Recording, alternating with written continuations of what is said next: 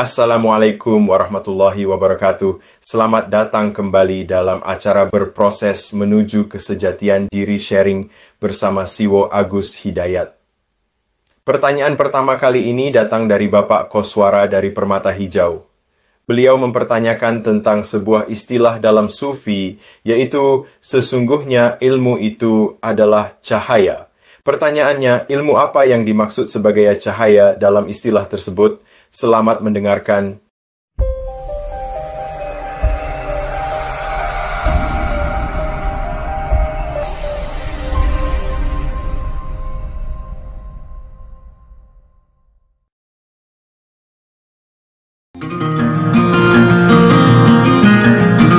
Saatnya Anda mendengarkan berproses menuju kesejatian diri bersama pemikir spiritual Siwo Agus Hidayat.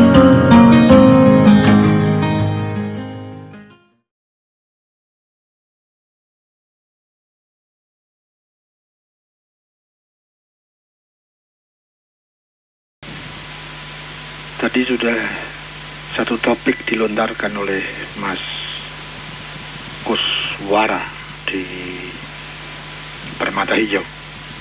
Beliau mempertanyakan ada sebuah kalimat, saya tadi tidak cukup jelas mendengar dalam bahasa Arabnya, tapi saya cukup mendengar kalimat yang dalam bahasa Indonesianya, yang beliau kurang lebih menyatakan ada sebuah kalimat yang mungkin ini sebuah kaidah yang menyatakan bahwa ilmu adalah nur, ilmu adalah cahaya.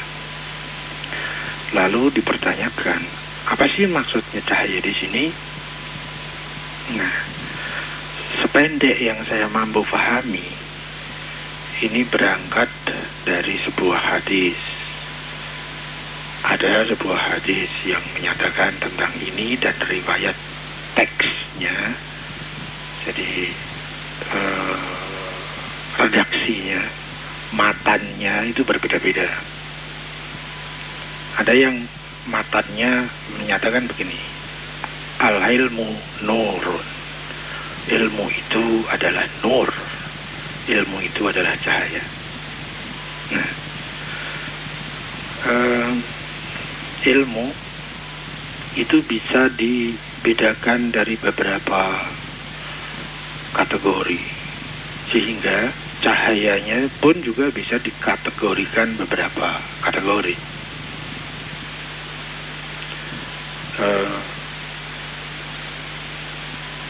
Misalnya kita membagi ilmu dalam bentuk ilmu rasional dan ilmu spiritual.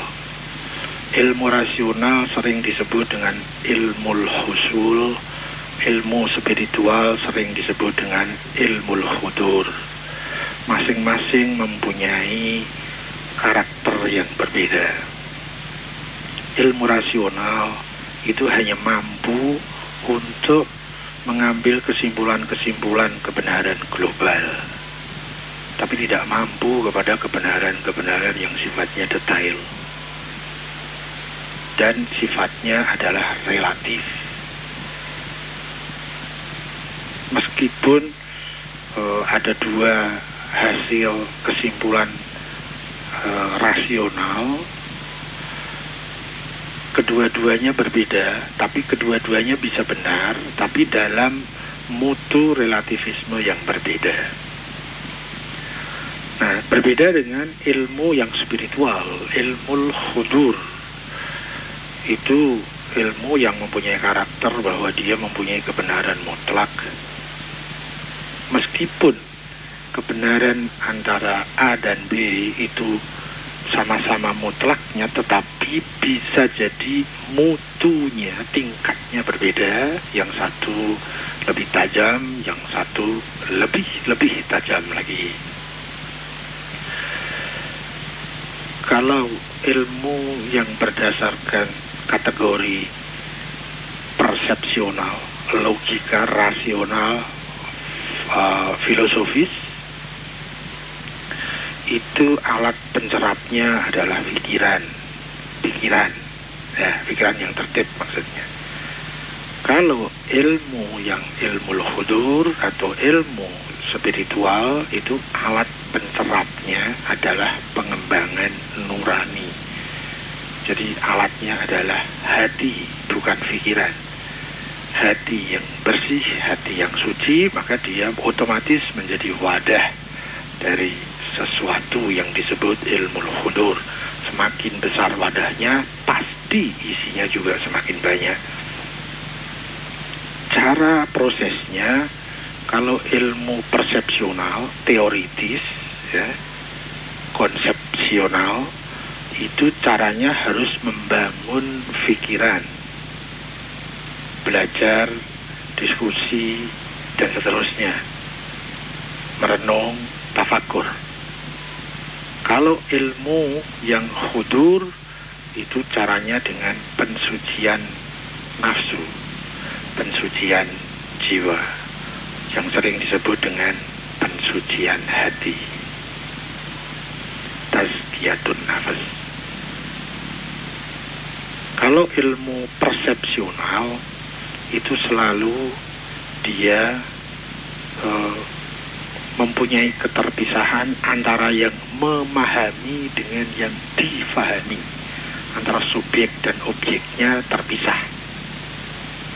Nah, masuknya melalui data-data, analisa, dan seterusnya. Sementara kalau ilmu yang lebih tinggi mutunya, yang sering disebut dengan ilmu hudur, ilmu kehadiran, atau ilmu spiritual, itu dia akan menyatu antara yang memahami dengan yang difahami. Antara subjek dan objeknya menyatu, sehingga mempunyai kebenaran yang lebih mutlak. Sementara kalau ilmu rasional, ilmu logika, filosofis, itu masih terpisah antara subjek yang memahami dengan objek yang difahami. Nah, berdasarkan kategori-kategori ilmu itu, maka kita juga bisa kemudian mengkategorikan nur yang terkait kepada masing-masing ilmu. Dalam definisi, ilmu adalah cahaya. Cahaya yang saya pahami pertama, mungkin umum, bisa menggunakan bahasa umum bahwa cahaya adalah sesuatu yang menerangi. Meskipun kita punya mata, tapi kalau tidak ada cahaya, kita tidak bisa melihat.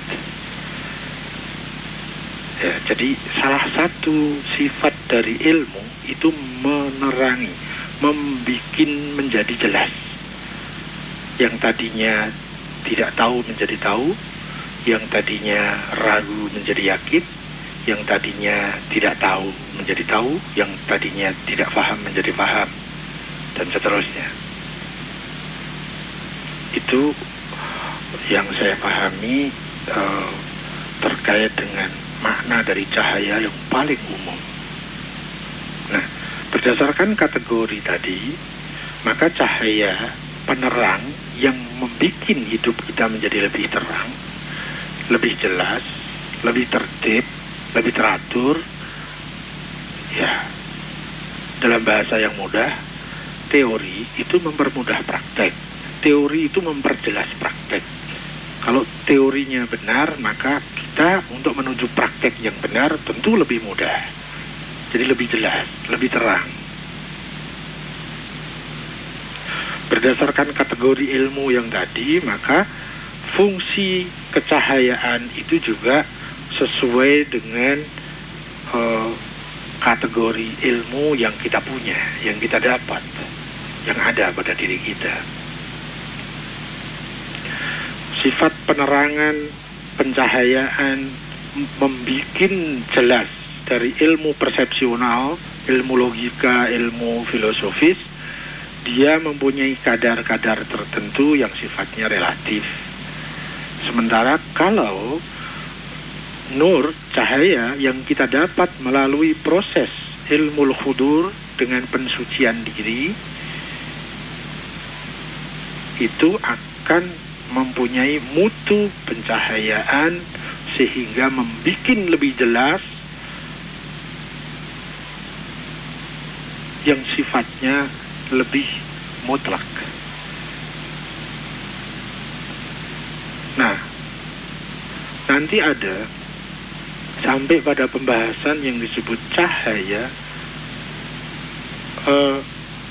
mahuwa nur, apakah cahaya itu?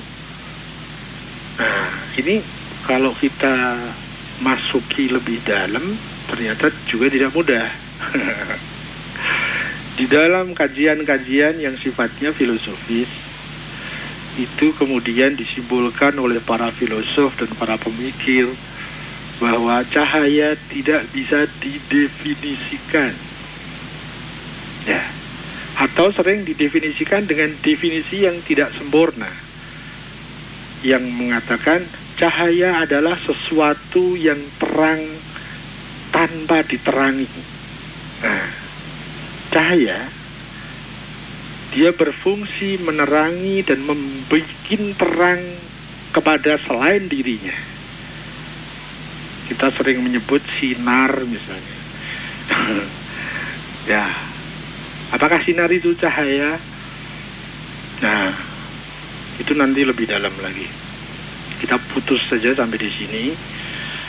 Pembahasan yang cukup pelik di dalam pendefinisian cahaya itu, sepanjang yang saya tahu hanya sampai kepada definisi yang tidak penuh tadi, definisi yang tidak apa ya namanya, karena cahaya itu sendiri sesuatu yang tak terdefinisi. Cahaya adalah sesuatu yang terang karena dirinya terang, dia selalu menerangi tapi tidak butuh diterangi. Itu cahaya. Kalau kita kaitkan dengan ilmu, kemudian kita kaitkan dengan definisi yang tadi, ada ilmu yang dia terang, tidak butuh penerang, tapi dia selalu menerangi. Nah, ilmu apakah itu? Nah, itu sepanjang yang saya tahu adalah ilmu tauhid tingkat tinggi yang sudah sampai kepada penyatuan antara kehendak hamba dengan kehendak Tuhannya, sehingga sang hamba itu tak lagi punya kehendak karena seluruh kehendaknya sudah diluruhkan, dan kemudian dia bergantung kepada kehendak sang Tuhan. Itu adalah ilmu yang disebut ilmu cahaya, tapi dalam tingkat yang amat tinggi. Nah, itu tidak mungkin ilmu yang ada di daerah rasional, logika filosofis, tidak. Ilmu itu hanya mungkin bisa digapai pada